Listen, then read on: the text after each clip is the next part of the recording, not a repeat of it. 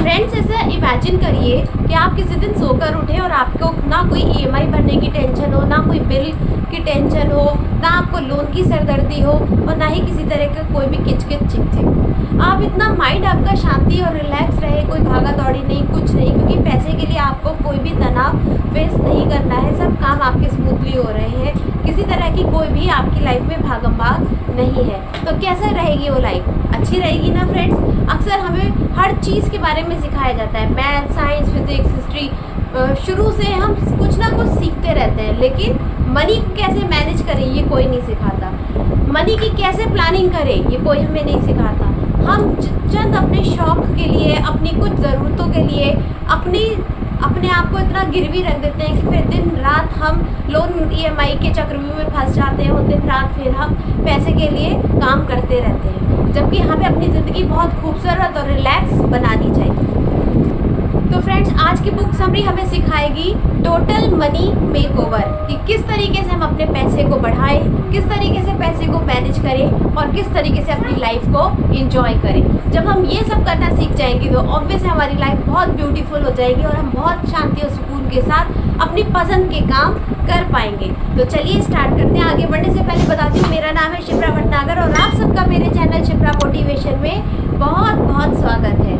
मेरे वीडियोस अगर अच्छे लगते हैं तो प्लीज़ अंत तक बने रहिए, उसको लाइक एंड सब्सक्राइब कीजिए और ज़्यादा से ज़्यादा अपने दोस्तों तक फैलाइए ताकि दूसरों की लाइफ में भी चेंज आ सके। तो friends, the total money makeover Dave Ramsey की द्वारा लिखी हुई एक बहुत ही प्यारी फाइनेंशियल सेल्फ हेल्प बुक है जो हमें बताती है कि किस तरीके से हम अपनी मनी को मैनेज करें। वो इस बुक के माध्यम से बताते हैं कि हर इंसान को सबसे पहले शांति सुकून की ज़िंदगी जीनी चाहिए, दिखावे की ज़िंदगी से बचना चाहिए।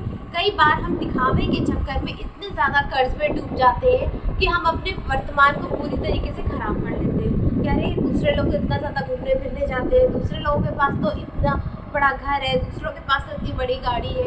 इस चकाचौंध दिखावे के चक्कर में कहीं ना कहीं हम कर्ज के गुलाम हो जाते हैं और अपनी मानसिक शांति को भंग कर देते हैं। तो देव रामसे का कहना यही है कि सबसे पहले आपके पास जो है, जितना है, उसमें आप संतुष्ट रहना सीखिए, क्योंकि अगर आप उसमें बजटिंग करना सीख जाते हैं, उसमें रहना सीख जाते हैं, तो आप अपनी लाइफ को बहुत अच्छे से, बहुत स्मूथली एक टर्निंग पॉइंट की तरफ ले जाएंगे और अपनी लाइफ को आप ज़्यादा इंजॉय करेंगे।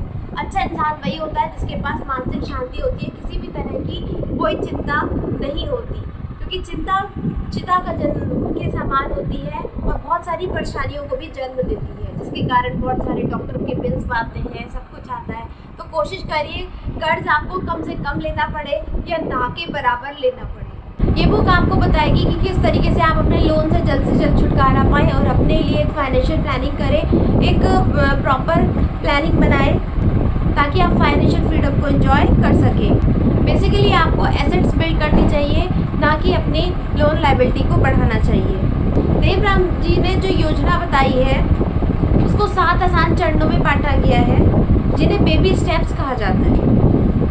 सबसे पहले आपके पास एक इमरजेंसी फंड ज़रूर होना चाहिए। आप जितना भी कमाते हो, 75,000 से 1 लाख के करीब आप अपना एक इमरजेंसी फंड रखिए, जिसमें कभी भी कोई इमरजेंसी आ जाए, कभी भी अचानक से कोई खर्चा आ जाए तो आपको किसी से पैसा उधार ना लेना पड़े। उस फंड से आप अपने इन सारे खर्चों को मैनेज कर सकें। सेकंड मेथड उनका कहता है डेब्ट स्नोबॉल मेथड, यानी कि आप अपने सारे जितने भी आपने लोन्स हैं, जो भी आपके क्रेडिट कार्ड्स हैं, जो भी उधार है, उनको छोटे से लेके बड़े में आप चुकाना शुरू करें। धीरे धीरे जब आप छोटे छोटे लोन चुकाते जाएंगे तो बड़े वाले अपने आप ही चुकता होते चले जाएंगे। और इसमें आपको इंटरेस्ट रेट की चिंता नहीं करनी चाहिए। बस आप ये टारगेट लेके चलिए कि सबसे पहले मैं छोटा लोन खत्म करूँगा, क्योंकि जब आपके माइंड को सिग्नल जाता है कि हम छोटा लोन खत्म कर सकते हैं, तभी बड़े लोन को भी हम आसानी से चुका सकते हैं। या आपके पास ऐसी अपॉर्चुनिटीज़ आ जाती है, एक्स्ट्रा फंड आ जाता है कि आप जल्द से जल्द अपने लोन को चुकाएँ। थर्ड स्टेप में आपके पास 3 से 6 महीने का इमरजेंसी फंड होना चाहिए। आपके पास ये अमाउंट उतना होना चाहिए, मान लीजिए आज आपका 1 लाख में खर्चा चलता है तो आपके पास कम से कम 6 लाख से 12 लाख का एक फ़ंड होना चाहिए कि अगर किसी कारण से आपको अपनी जॉब छोड़नी पड़े, स्विच करनी पड़े, या कुछ ऐसा हो जाए कि आप अपने बिज़नेस में ग्रो करना चाहते हैं, थोड़ा बिज़नेस पे ध्यान देना चाहते हैं, तो आपकी जो फैमिली है वो अच्छे से सर्वाइव कर पाए बिना परेशानी के, तो 1 से 12 लाख तक का आपके पास अमाउंट होना चाहिए। फोर्थ स्टेप कहते हैं निवेश की शुरुआत कीजिए। निवेश चाहे छोटा हो या बड़ा, लेकिन आज से ही शुरू कर दीजिए। 500 रुपये भी हर महीने बचाते हैं, म्यूचुअल फंड से शुरू करते हैं तो साल के 6000 बचाते हैं। धीरे धीरे आपकी इनकम बढ़ेगी तो आप अपने म्यूचुअल फंड का अमाउंट भी बढ़ा सकते हैं। और ये कंपाउंडिंग की पावर से बहुत साल के इन्वेस्टमेंट के बाद एक बहुत अच्छा स्नोबॉल इफेक्ट लाता है, एक बहुत अच्छा अमाउंट बन जाता है।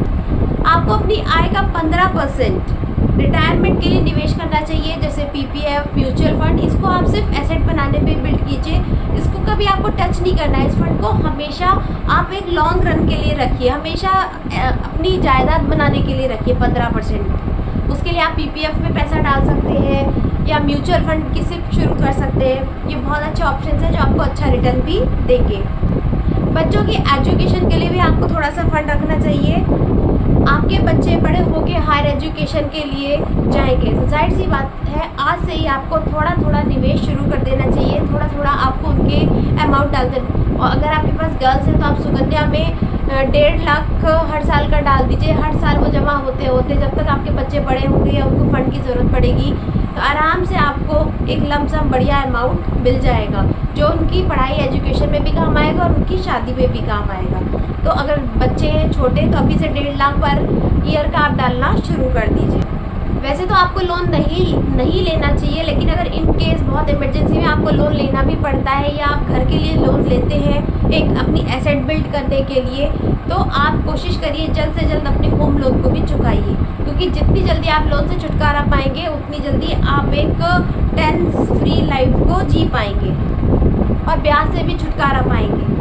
इसी के साथ अपनी एसेट्स को बिल्ड करिए और दान करिए। फ्रेंड्स, कभी भी दूसरों को पैसे दान करने से घटते नहीं है, हमेशा बढ़ते हैं, क्योंकि यूनिवर्स का नियम है आप जो देते हैं वही चीज़ आपको मल्टीप्लाई होकर मिलती है। तो थोड़ा सा फंड आप दान पुण्य के लिए भी रखिए और थोड़ी सी चीज़ों से आप एसेट बनाइए। अपना खर्चा लायबिलिटी में ना करके आप एसेट्स करिए। जैसे कि घर ले रहे हैं तो ऐसे लीजिए कि रेंट पर्पस से उसको आपको रेंट आना चाहिए।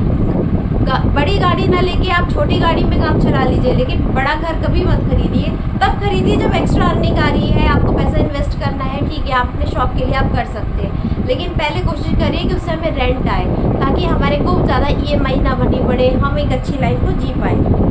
इसी के साथ और भी उन्होंने इम्पॉर्टेंट की पॉइंट्स बताए हैं। सबसे पहले बजट बनाना बहुत ज़रूरी है। फ्रेंड्स, आपको अपनी खर्चों की भी लिस्ट बनानी चाहिए और आपको अपनी इनकम की भी लिस्ट बनानी चाहिए और फिर आपको देखना चाहिए कि इनकम के हिसाब से आपके कितने खर्चे होते हैं।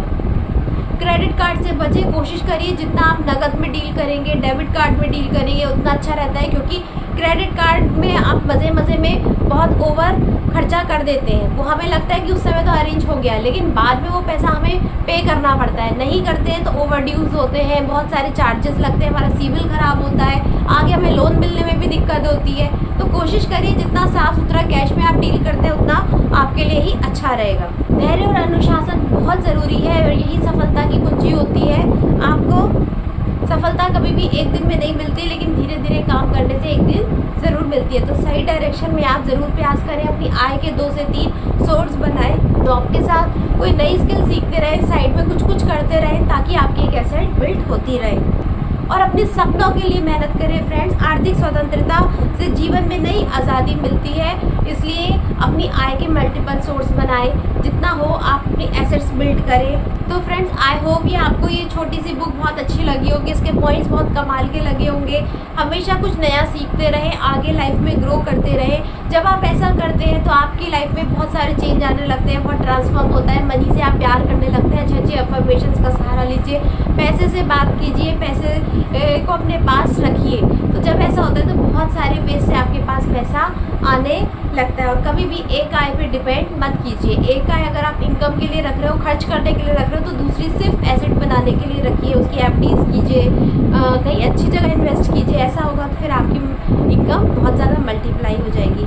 अगर आप ये छोटे छोटे रूल्स फॉलो करेंगे तो आप लाइफ में बहुत ज़्यादा ग्रो करेंगे और आपके पास बहुत ज़्यादा पैसा आएगा। आई होप ये छोटी सी बुक्स अभी आपको पसंद आई होगी। अगर पसंद आए तो please like, share and subscribe. मिलते हैं अपने नेक्स्ट वीडियो में, तब तक के लिए गुड बाय।